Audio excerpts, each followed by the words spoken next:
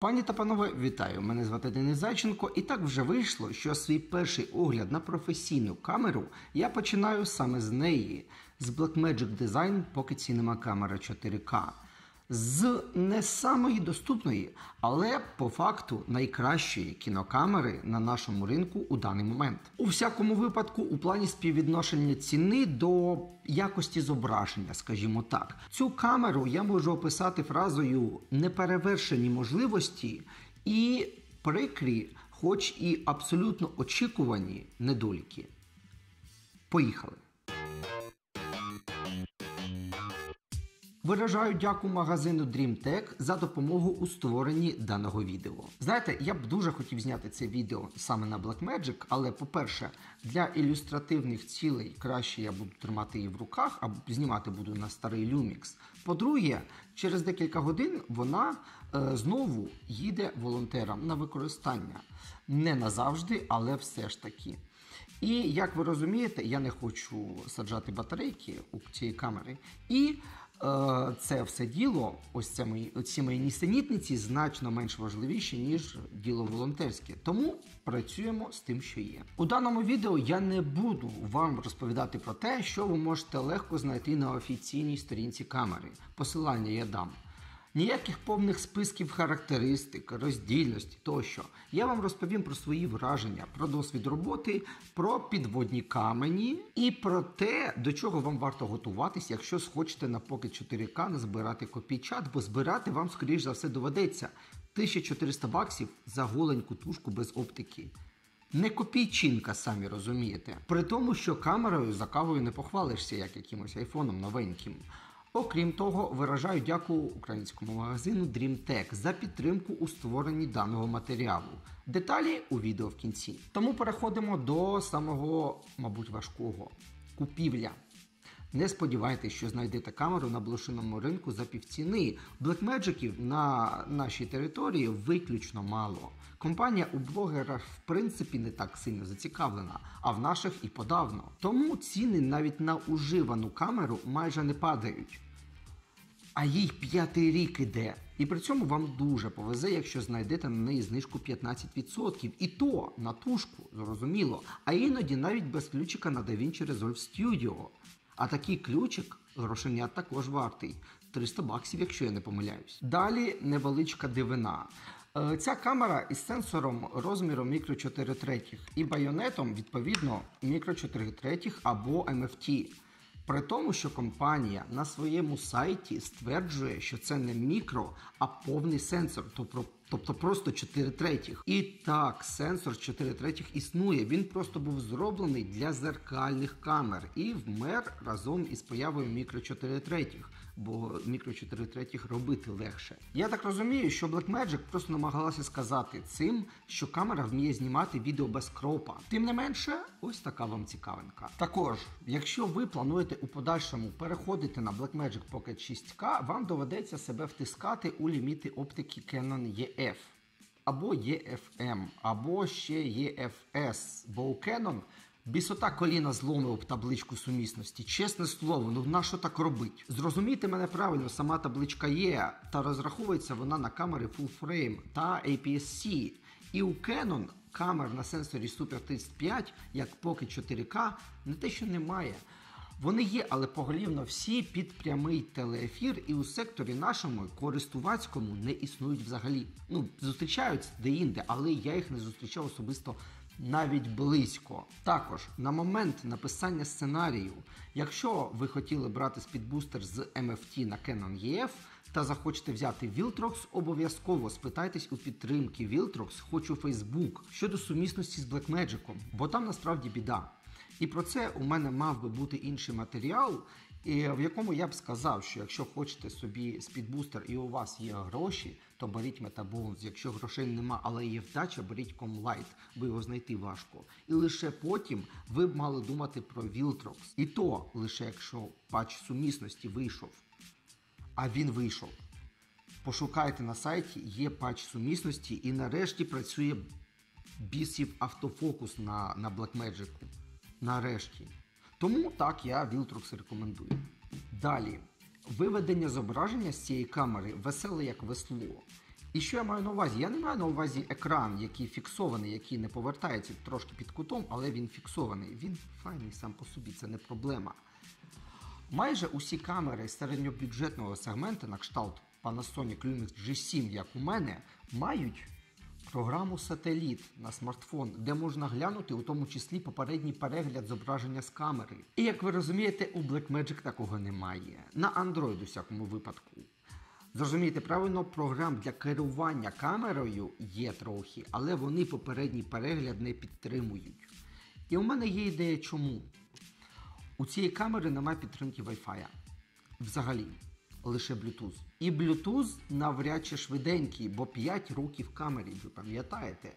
А як ви розумієте, навіть Wi-Fi 4 передає зображення швидше і стабільніше, ніж найсвіжіший Bluetooth 5.2. А тут і такого немає. Тому майте на увазі, для зйомок у студії, наприклад, для самозйомок, а я зараз знімаю сам себе без оператора, вам, скоріш за все, буде потрібен зовнішній монітор. При завантаженні попередніх збережених пресетів камеру майже завжди починає бісячити і лікується це лише вимкненням і ввімкненням. Про це я ще згадаю і не один раз, але просто будьте готові, що у такої камери є глюки. І вони не рідкість, на жаль. Далі, фірмовий формат Blackmagic RAW або B-RAW.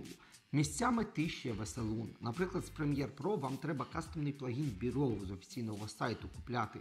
Точніше, не купляти, а качати. Купляти можна більш потужний, але не офіційний. Так, безумовно, можливості B-RAW неймовірні. Але і вони, і приколи з цим форматом заслуговують окремого відео, яке буде потім, мабуть.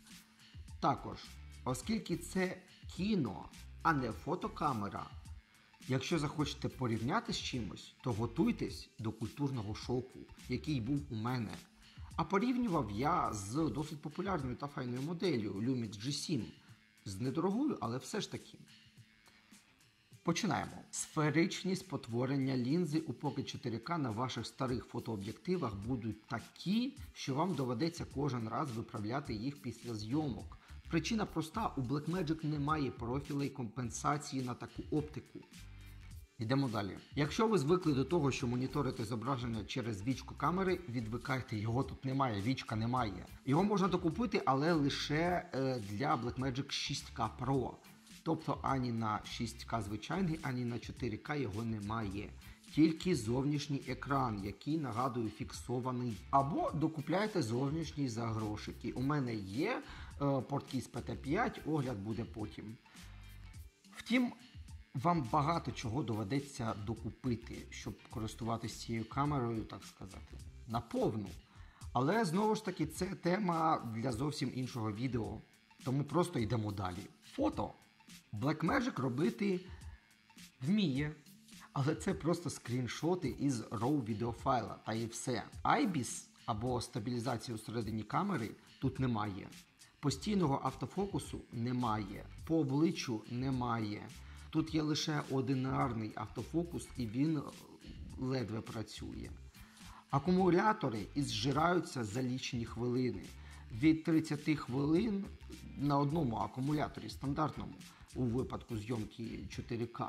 Але у більшості випадків буде 20. На одному акумуляторі 20 хвилин. Далі. Камера дуже широка і дуже важка. Якщо у вас поруч є беззеркалка Maxi Z500, можете глянути на неї. І Blackmagic 4K буде десь на 25% більша. По відчуттям вона просто гігантопітек. У неї навіть охолодження активне.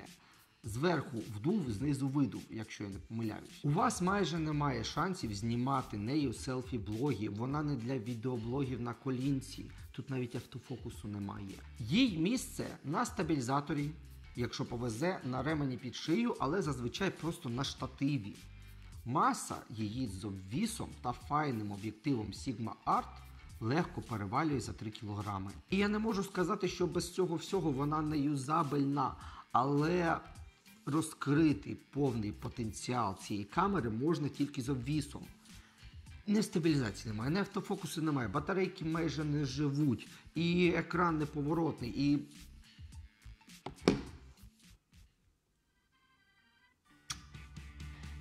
І от ви сидите і слухаєте, і думаєте, та на 100 бісяця ця камера взагалі треба, за $1500 тим більше.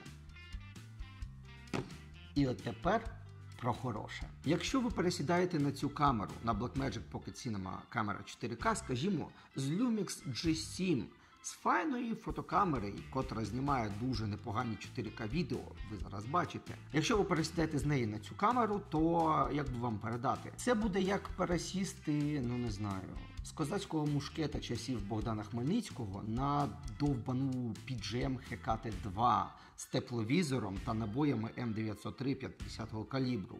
І все, ви вже не людина, ви вже синематограф, ви вже Роджер Діккенс, нахуй. У вас замість рук стоять штативи, шия стає швидкознімною на Manfrotto 501, зіниці стають Leica Samilux, спина у стабілізаторі Arri Trinity, а замість ніг, не знаю, замість ніг у вас більше ніг. Все, відчепіться. Що я цим усім хочу сказати? Ви не знаєте, що таке якісна відеозйомка, доки не знімете щось вам звичне у чесній, некропнуті 4К DCI з 13 стопами динамічного діапазону і з пресетом Cinema хоча б у середньому стисненні. Плюс подвійний рідний ISO 400 і 3200 або 100 і 1250 ISO під взагалі мінімальний шум. І не забувайте, що це RAW відеозйомка тут є, тобто ви можете ISO змінити на пості. Плюс зйомка повним сенсором без кропу, знову ж таки, плюс трьохкратне сповільнення часу при майже 4К роздільності і 5-кратне сповільнення у 2,7К. Плюс фокус-пулінг, хоч і не без сторонньої допомоги, не без телефону або планшету, але досить якісний. Плюс стиснутий біроу, який важить копійки, а по можливостям, вибачте, ноги витирає об усілякий прорез. І єдина причина, чому біровом не користується кожний другий, він не усюди підтримується до сих пір. Apple, наприклад, його не підтримує. Так, вам потрібно буде біров вчитись фарбувати. Дуже файно, довго і кропітливо. А якщо знімаєте у пресеті Cinema, то ще й відновлювати футаж буде треба. Не забувайте, але навіть базові, найбільш базові, збільшення контрасту, яскравості, що хочете. І у вас починає їхати дах.